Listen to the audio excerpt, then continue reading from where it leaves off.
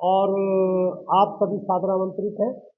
ये विशेष रूप से निवेदन है और कम से कम हम जो अपने पूर्वजों को याद नहीं करते, मैं आपको बता दूं, हमें इस प्रकार से याद करना चाहिए। ये इतिहास विभाजन विभीषिका स्मृति दिवस हमारे जो यशस्वी प्रधानमंत्री श्री नरेंद्र मोदी हैं, उन्होंने 3 साल पहले इसकी घोषणा की थी और 14 अगस्त इसके लिए दिवस तय किया गया था। परंतु 14 अगस्त को स्टेट का प्रोग्राम होता है। हम उसके उपलक्ष्य में 17 तारीख को इसका कार्यक्रम मंगल सेन ऑडिटोरियम में 3 बजे प्रारंभ होगा और मुख्य अतिथि पूर्व गवर्नर असम श्री प्रोफेसर जगदीश मुखी जी वो मुख्य अतिथि हैं। करनाल के विधायक श्री जगमोहन आनंद वो हमारे विशिष्ट अतिथि हैं। श्रीमती संतोष तेजा जो कि पूर्व मानद सचिव हरियाणा की बाल कल्याण परिषद की रही हैं, वो भी हैं। और एक प्रोफेसर सुरेश कुमार मल्होत्रा जो कि महाराणा प्रताप हॉर्टिकल्चर यूनिवर्सिटी के वाइस चांसलर हैं, उनको भी बुलाया हुआ है गेस्ट ऑफ मतलब विशिष्ट अतिथि के रूप में। और एक जो कार्यक्रम की अध्यक्षता करेंगे भावलपुर महासंघ, भारतीय भावलपुर महासंघ के राष्ट्रीय अध्यक्ष जो कि महाराष्ट्र से आएंगे, वो दिल्ली पहुंच चुके हैं, वो कार्यक्रम की अध्यक्षता करेंगे। अब विषय जो है मैं उसके बारे में जानकारी देना चाहता हूं कि ड्यूरिंग पार्टीशन 1947 जब देश विभाजन हुआ, ये भी पंजाब था, जहां से हमने मूव किया वो भी पंजाब था, यानी कि मुल्तान भी पंजाब था, डेरा गाजी खां भी मुल्तान था, मुजफ्फरगढ़ भी मुल्तान था, भावलपुर एक रियासत थी, आज वो भी पंजाब का हिस्सा हुआ था। और ये जो है ये भी पंजाब था, हरियाणा तो बाद में बना है। हम वहां से यहाँ विस्थापित हुए देश के बंटवारे में, परंतु देश का बंटवारा तो हुआ, जिस ढंग से हुआ शायद पहली बार इतिहास में ऐसा हुआ है कि जो पब्लिक को एक जगह से इतनी भारी संख्या में किया गया हो और जिसको कोई सुरक्षा नहीं दी। इस दौरान 10 लाख भारतीय वहां पर पाकिस्तान न बनने के कारण उनको मार दिया गया। वास्तव में वो शहीद हो गए धर्म के लिए। यदि वो एक कलमा पढ़ लेते, वहां पर उनकी जायदाद भी बहुत थी, ऐसा नहीं है, मुरब्बों में जमीन थी उनकी, मुरब्बा 25 एकड़ का एक जमीन होता है, एकड़ का होता है।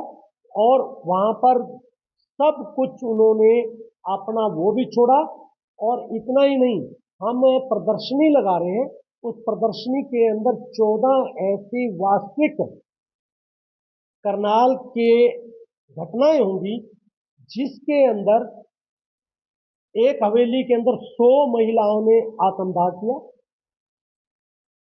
एक घर के अंदर एक जो गांव था वहां पर बताया गया कि जो 600 महिलाओं का कत्ल हुआ।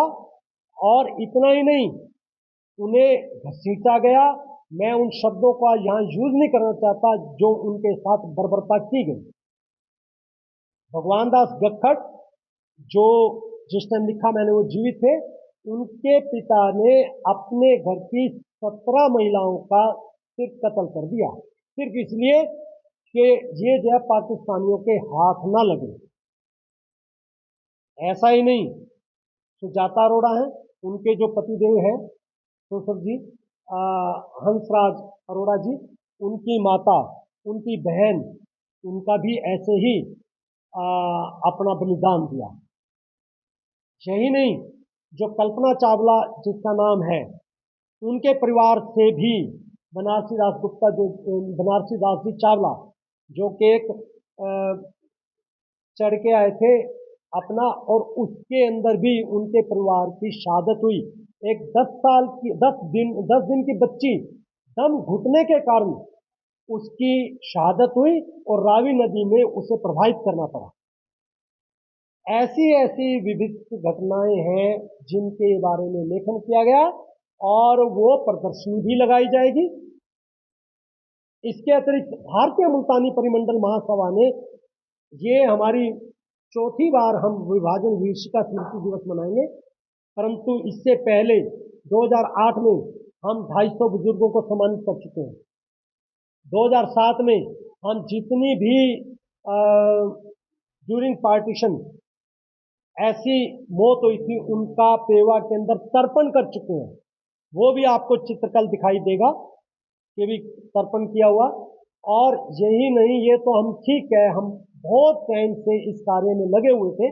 2007 से मोदी जी ने, उनके मन का भाव था, उन्होंने इस दिवस की घोषणा की। अब तक हम 250 बुजुर्ग 78 बुजुर्ग एक कर चुके हैं, परंतु अब बुजुर्गों की संख्या बहुत कम हो गई है। वो अगर है तो बीमार अवस्था में, उनको लाना बड़ा मुश्किल है।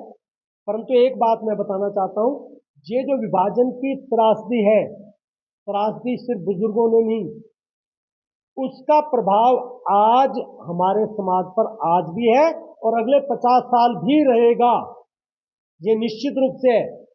मैं उन बातों को, उन कमजोरियों को सबके समक्ष लाना उचित नहीं समझता। हम भुगत भोगी हैं, आज भी हम सभी भुगत भोगी हैं उस त्रासदी की। वो त्रासदी हमारे डीएनए में गई हुई है।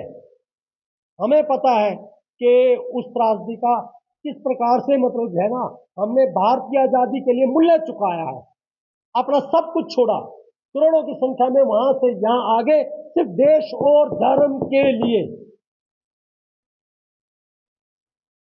अब जो हम करने जा रहे हैं वो ये करने जा रहे हैं कि जो हमारे बच्चे अपने दम पर खड़े हुए, साथ साथ में समाज सेवा भी कर रहे हैं, अलग अलग संगठनों में समाज सेवा कर रहे हैं, हम उन समाज सेवियों को सम्मानित करेंगे। और ऐसी संख्या 350 से अधिक है जिनको हमने सम्मानित करना है।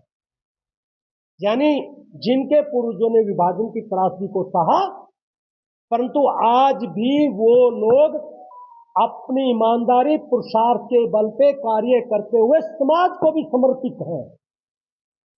उन सभी को सभी को एक बात, वहां पर हमारा मूल उद्देश्य क्या रहेगा कि हमारा समाज आगे कैसे बढ़े, कैसे मोटिवेट हो, हम किस प्रकार से समाज को समरसता लाएं, सामाजिक समरसता के ऊपर भी हमारा विशेष ध्यान रहेगा। हमारे में जो कुरीतियां आ गई हैं उन पर भी हमारा ध्यान है। जो हम शुरू हो गए एक एक बच्चा, ये बहुत भारी गड़बड़ चुकाई जा रही है। मैं यहां विस्तार से नहीं बताना चाहता। जो मैरिज लेट हो रही है, यानी 30 से ऊपर बैठे हुए हैं कैरियर के चक्कर में, ये सारे ऐसे विषय हैं, ज्वलंत विषय हैं, जिनके बारे में समाज को सोचना होगा।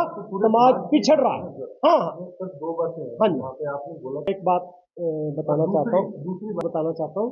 स्पेशल गाड़ी नंबर 3 जो शुजाबाद से चली थी, ठीक है, वो गाड़ी जब शुजाबाद से चली, उसके जो ड्राइवर थे वो पाकिस्तानी थे। मैं शब्दों का प्रयोग थोड़ा सा संभल के कर रहा हूँ, मैं मुस्लिम और हिंदू शब्द नहीं प्रयोग कर रहा हूँ। क्या हिंदुओं ने काटा था? मैं वही बता रहा हूँ। अच्छा, जब वो चले, वहां से गाड़ी चली, गाड़ी बीच में रोक दी गई। ऐसे लोग हैं जो उस गाड़ी में थे, महिलाओं के साथ अन्याय हुआ। हाँ हाँ जी, एक तो मेरे जो हमारा संगठन मुल्तानी परिमंडल है, मुल्तान जो एक कल्चरल टाउन था, फाइनेंशियल सिटी थी, उसका एक कमिश्नरी, उसके सराउंडिंग एरिया कमिश्नरी लाहौर भी है, नॉर्थ ईस्ट फ्रंटियर भी है, भावलपुर भी है। सिर्फ एक मुल्तान तक सीमित नहीं रखा गया। मुल्तानी परिमंडल का मतलब ये है। अब आ गया, जब हम आए थे, देश आजाद हुआ था, देश के पास क्या इतने संसाधन थे? एक बात, जब टेंट लगाए गए जहां हम आए, एक तो पहले जब बिछड़ गए, कोई चढ़ा कोई नहीं चढ़ा, कोई मारा गया, कोई कहीं, कोई किसी गाड़ी से आया, कोई फिरोजपुर की तरफ गया, कोई जलंधर की तरफ गया, किसी को कहीं भेज दिया, ऐसी। फिर यहां पर जो टेंट में आए, हम टेंट में सिर्फ रजिस्टर देखते थे कि हमारे व्यक्ति यहाँ आए हैं नहीं आए हैं। एक बात, उस टाइम की स्थिति क्या थी? हैजा फैलता था, अगस्त का महीना था, बरसात के दिन थे, किसी प्रकार की भी सुविधाएं, जंगल पानी होने की, पानी पीने की कोई सुविधा नहीं थी, ना ही सरकार ने दी हुई थी उस तरह की। सिर्फ टेंट लगा देना पर्याप्त था नहीं प्राप्त था। और एक बात मैं बता देना चाहता हूँ, उस टाइम जब आए टेंटों में रहने की सुविधा या वो चीजें नहीं थी। उसी टाइम हमारे लोग जो यहाँ से गए थे, जो घर खाली थे पुराने शहर के अंदर, वहां चले गए और वहां जाकर अपना काम किया, लकड़ी चुनी, छोटा छोटा काम किया। परंतु क्योंकि उनको आदत ही नहीं थी कुछ मांगने की, कभी उन्हें जिंदगी में दिया था, मांगा कभी नहीं था, अब कैसे मांगते। तो आप ये सोचिए कि जो सुविधाओं की बात करनी है, मैं इतिहास में नहीं जाना चाहता। सरदार वल्लभ भाई पटेल ने तो कुछ किया। उन्होंने तो जो गाड़ी कट के आई थी, उन्होंने कहा था जिन्ना को कि एक गाड़ी कट के आई है, 2 गाड़ी काट के भेजूंगा। हमारे यहाँ से कोई गाड़ी कट के नहीं गई। वहां से जब गाड़ी चलती थी, जो लोहे के पुल आते थे ऊपर डंडे लगा देते थे, ताकि वो जो है गाड़ी के छत पर बैठे वो सारे गिर जाएं। ऐसी ऐसी घटनाएं हैं। पानी तक में जो ट्रेन की थी ना पानी टैंकी, उसमें गौ का मांस डाल देते थे, प्यास में मर गए, परंतु गौ के मांस वाला पानी नहीं पिया हमारे लोगों ने। अगर कोई नलका था ना, जहां पर है ऐसे, वो भी कहानियों में लिखे हुए हैं, जिनके पानी पीने गए वहीं से भाला खाया।